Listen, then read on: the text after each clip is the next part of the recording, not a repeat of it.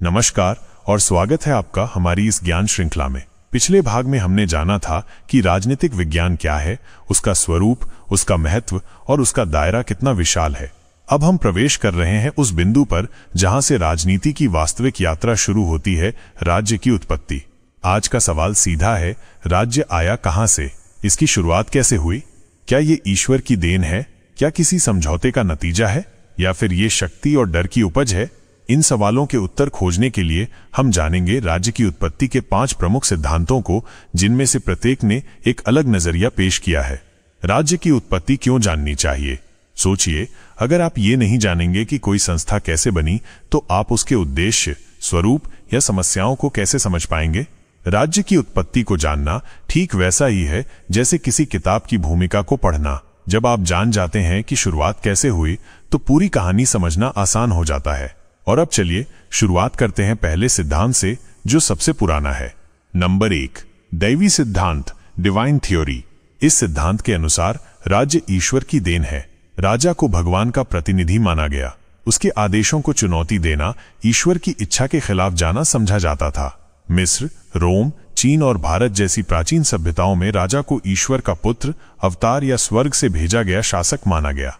भारत में राजा को नर नारायण कहा गया। चीन में शासक को स्वर्गीय आदेश, मैंडेट ऑफ हेवन प्राप्त होता था। इस सिद्धांत ने शासकों को नैतिक या धार्मिक अधिकार तो दिया, परंतु आम जनता की भागीदारी को नकार दिया। आधुनिक लोकतंत्र में यह सिद्धांत अमान्य हो चुका है, लेकिन इतिहास में इसका प्रभाव गहरा रहा। नंबर 2, सामाजिक संविदा सिद्धांत, सोशल कॉन्ट्रैक्ट थ्योरी।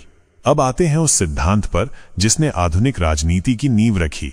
इस सिद्धांत के अनुसार राज्य एक समझौते का परिणाम है जो लोगों ने आपस में किया ताकि सुरक्षा, न्याय और व्यवस्था प्राप्त हो सके। इस विचार को आगे बढ़ाया 3 महान विचारकों ने। थॉमस हॉब्स, उनका मानना था कि प्रकृति की अवस्था में जीवन क्रूर और छोटा था। लोगों ने अपने अधिकार एक शक्तिशाली संप्रभु को सौंप दिए ताकि अराजकता से बचा जा सके। जॉन लॉक, उनका दृष्टिकोण था लोग कुछ अधिकार जैसे जीवन, स्वतंत्रता, संपत्ति अपने पास रखते हैं और बाकी सरकार को देते हैं। अगर सरकार इन अधिकारों का उल्लंघन करे तो उसे हटाया जा सकता है। रूसो ने सामाजिक अनुबंध को लोक इच्छा, जनरल विल का आधार बनाया। राज्य का उद्देश्य व्यक्तिगत स्वतंत्रता की रक्षा करना होना चाहिए। ये सिद्धांत आधुनिक लोकतंत्र और संविधान की विचारधारा की रीढ़ बन चुका है। नंबर 3, बल प्रयोग सिद्धांत, फोर्स थ्योरी। इस सिद्धांत के अनुसार राज्य की उत्पत्ति बल और युद्ध के माध्यम से हुई। शक्तिशाली लोगों ने कमजोरों को हराया और शासन स्थापित किया। प्राचीन इतिहास में यह खूब देखने को मिलता है। आर्यों ने द्रविड़ों पर विजय पाई, मंगोलों ने एशिया में राज्य स्थापित किए, मुगलों ने भारत पर शासन किया।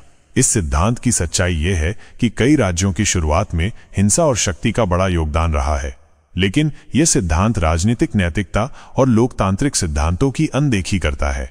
नंबर 4, जेलमिक सिद्धांत, ऑर्गेनिक थ्योरी। यह सिद्धांत कहता है राज्य एक प्राकृतिक जीव की तरह है जैसे शरीर में मस्तिष्क, हृदय, हाथ पैर होते हैं और सब मिलकर कार्य करते हैं, वैसे ही राज्य में शासक, प्रशासन, नागरिक आदि मिलकर कार्य करते हैं। प्लेटो और अरस्तु ने भी राज्य को एक नैतिक जीव की तरह देखा। हीगल ने कहा राज्य ईश्वर की भौतिक अभिव्यक्ति है।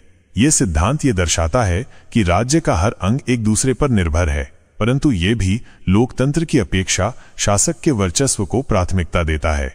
नंबर 5, ऐतिहासिक या विकासात्मक सिद्धांत, हिस्टोरिकल और एवोल्यूशनरी थ्योरी। अब बात करते हैं सबसे व्यावहारिक और वैज्ञानिक सिद्धांत की। इस विचार के अनुसार राज्य एक झटके में नहीं बना, ये एक धीरे धीरे होने वाली विकास यात्रा का परिणाम है। सबसे पहले लोग कबीले में रहते थे, कबीले से गोत्र बना, गोत्र से जनजाति का निर्माण हुआ, जनजाति से ग्राम समाज की उत्पत्ति हुई और ग्राम समाज से नगर, नगर से राज्य की उत्पत्ति हुई। मानव सभ्यता में जैसे जैसे कृषि आई, परिवार बना, संपत्ति का विचार आया, नियम बने, वैसे वैसे राज्य का रूप विकसित होता गया। यह सिद्धांत आज के समय में सर्वाधिक मान्य है क्योंकि यह तर्क, इतिहास और समाजशास्त्र तीनों से मेल खाता है। निष्कर्ष, तो अब आपने जाना राज्य की उत्पत्ति को समझने के लिए दुनिया भर में 5 प्रमुख दृष्टिकोण अपनाए गए। कुछ ने इसे ईश्वर की देन कहा, कुछ ने इसे बल और डर से जोड़ा, कुछ ने इसे समझौते और अधिकारों का परिणाम बताया और कुछ ने इसे स्वाभाविक विकास का हिस्सा माना। आज के युग में हम पाते हैं कि कोई एक सिद्धांत पूरी तरह से पूर्ण नहीं है। बल्कि राज्य की उत्पत्ति एक मिश्रित प्रक्रिया रही है, जिसमें धार्मिक भावना, शक्ति, समझौता, जैविक विकास और सामाजिक परिवर्तन सबने भूमिका निभाई। आगे क्या? अब जब हम जान चुके हैं कि राज्य आया कहां से, अगले भाग में हम जानेंगे राज्य और राष्ट्र में क्या अंतर है और ये अंतर आज की राजनीति में कितना महत्वपूर्ण है। बने रहिए हमारी इस ज्ञान श्रृंखला के साथ, जहां हर शब्द एक नई समझ की ओर ले जाता है। धन्यवाद।